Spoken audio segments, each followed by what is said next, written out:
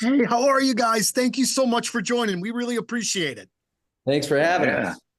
Well, I'm going to get things going here. I do want to let you know that over the course of the last 5 days, I think I've listened to the new album at least once every day.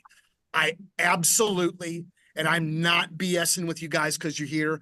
I freaking love it from start to finish. It is such a great, cohesive record. Like, so first and foremost, as a fan, great job. The album is fan freaking tastic. Thank you. Wow. Thank you. That's awesome. I want to ask about Mustang, first of all. It's a single that we're playing. It's one of my very favorite songs of the year. And it starts out, and I'm not a musician, so you guys might have to walk me through something here. But Hmm. like the way that it starts, it kind of has already this sort of forward momentum that kicks off with the lyrics. Did you guys, and it feels a little different to me. I love it. It strikes me. It catches me. Did you guys do that on purpose? Am I making this up? Is this just something that you always do that I just caught, you know? I don't think we necessarily knew it when it was happening, but I have since noticed it when we've tried to play it live. Like starting the song, I kind of have to ramp myself up and sing myself up to the microphone and then start the song because it does have that feeling of like when it starts, you're already in the middle of the song. So Yeah. it's like one of those things where it's like, oh, here we go, we're jumping off this cliff. Um, but And yeah, the that's lyric something is that's anticipatory too. Like you're building up to something even with the lyric. I remember Kid Harpoon, who produced for us on this one, loved that lyric. Like he was like, dude, you whatever you do, you got to keep that opening lyric. If you're free tomorrow, don't make any plans. Yeah. And talk about Kid Harpoon. You guys mentioned him, and this is the first time that you guys have worked with him. And I get the general sense that, he was a big fan of older Kings of Leon. How did he, incorporate himself with you guys? How did your relationship work out that led to this really tremendous record? Like I said, He's got connections to us through our buddy Harry. He did all of the big Harry Styles stuff, and then I think there's a connection through our management. But we didn't know what we were going to do with this one. We were in between record labels, and so we were not contractually obligated to make an album, which is the first time ever. So, we could just kind of go in and do what we wanted. And if we didn't finish or if we didn't like it, you can just throw it away. So there was no pressure whatsoever. And so we went in with him to just maybe try out a song or two, and we clicked, man. He was just so in our wheelhouse, just like same vibe, very funny, extremely cute. And we just kind of, I don't know, it just felt like he was one of us. that's awesome. Now, we this had been I forgot where my mind was going here, and I don't know if scary is the right word per se, but when you are a band that has attained the success that you guys have, and then you get to this part in your career where you don't have a record label, where you don't necessarily have anybody that you have to answer to or that you owe anybody to, is that scary? I would think that it's probably maybe scary and freeing and a lot of different things kind of mixed together. I think I can see where it would be scary. But the inspiration was already kicking before we had a chance to let the fear set in. Mm-hmm. We already knew what we wanted to do. We had already kind of set some goals for ourselves. So in all reality, I didn't necessarily know that we wouldn't end up making another album with RCA or Sony or whatever the label was called by the end of it. There was a lot of different moving parts. Right. Um, I always knew that someone would put it out, even if it was us, and it was going to do what it's going to do. Because, like I said, fear never came into play with me personally. So yeah, I could see where that would scare some people, but I looked at it as a good thing and as a challenge, and kind of like we can't pass the buck on anyone. This is us. This is Yeah. all on us. We're walking into that studio and we're coming out with a record, and our name is going to be right on the top of that record. So it doesn't matter whose name's in the bottom right corner or whatever. Like, we're making this one for us.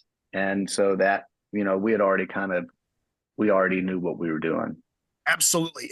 It's so fascinating how that sort of world works.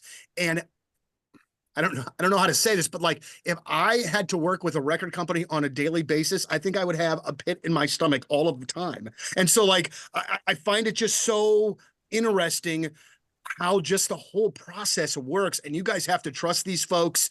And it's a whole heck of a lot. I wanted to ask you specifically about being in a band with your family. I love my brother and my sister with all of my heart. They're 4 years younger, 4 and 5 years younger. They mean the world to me. I would do anything for them.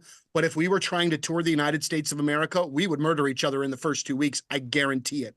Has it been a work in progress over the years with you guys? Have you seen the relationships get stronger over the years between you guys? Have you had some ups and downs? Because there were rumors that you guys, would fight from time to time back in the day, never knowing if any of that is true. But, have you kind of seen those things change and evolve in your relationships over the years? Yeah, I mean, it has gotten so much worse. No, I'm kidding. It's incredible. When we were younger, we were young men and testosterone and drinking. And so, I mean, I think that it shouldn't be a surprise that we would argue and fight and those stories would get out. But you just get older and you get smarter and you get wiser and you realize that there's no positive outcomes from any of that stuff. And I think we've all worked on it. And I don't know, you just drop a lot of the ego stuff and we're in a very good place right now.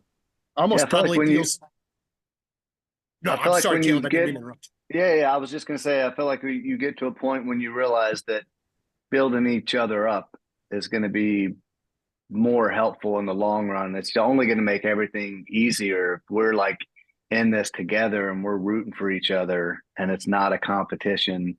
And I feel like with this album in particular, it was just kind of like, hey man, we have to believe that we're the best band in the world if we're going to achieve what we want to achieve.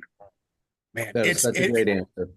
You are. and I mean, but it seems like you guys are collectively in this really great place, and because of that, you produce this really friggin' great album. Like, not to be master of the obvious kind of stuff here, but that's really kind of seems what it has broken down to. It is. I feel like it's as simple as that. It's as simple as like, hey, let's do like, and I feel like I've said it before. Now I don't want to sound corny, but I did tell the guys at one point, I was like, look, to be in a band, you have a bond like no other. To be brothers, you have an unbreakable bond. We have both of these things. If we all set our mind on something, who can stop us other than us? Like, we have all of the power to do something great as long as we just go like, hey, this is what we're doing and we're not stopping until we get there. That's amazing. One thing in closing that I have to ask you about, and I know you've been asked about it a zillion times, but the name of the album sounds like something I say to my kids when we're like pulling in to the parking lot at Six Flags, but they're fighting in the back, and I'm just like, guys, we're here. Like, we're gonna ride roller coasters. Can we just we're gonna get a big turkey leg. Like, can we please just all get along? Can we please just have fun? I'm sensing that it did not come from something like that for you guys, but can you explain that title a little bit? It was Disney World. Yeah, and That would do it too. it was gonna be called "I'll Turn This Damn Car Around." We will go right back home without going to the water park today. I think it was amongst ourselves. We kind of had that goal in mind, like all those things that I just said, but like throughout, it was like, we have to enjoy this process. Otherwise, we're going to get hung up on the same things that we've been hung up on before. And so, yeah, it was about let's have fun.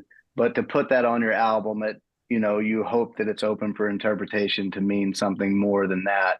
And I feel like it's been pretty universally understood that there's more to it than us just having a good time. Well, I'll tell you what, you guys made one hell of a record, and I cannot wait to see these songs live. I know you're touring, you're not coming to St. Louis just quite yet, but I know we'll get you here. But I cannot I cannot implore people enough. Spend time with this record. I mean, if you have the ability to put headphones on and let it roll, I would do that as well, because it's just lyrically, musically, it's just really great. And I am so thankful.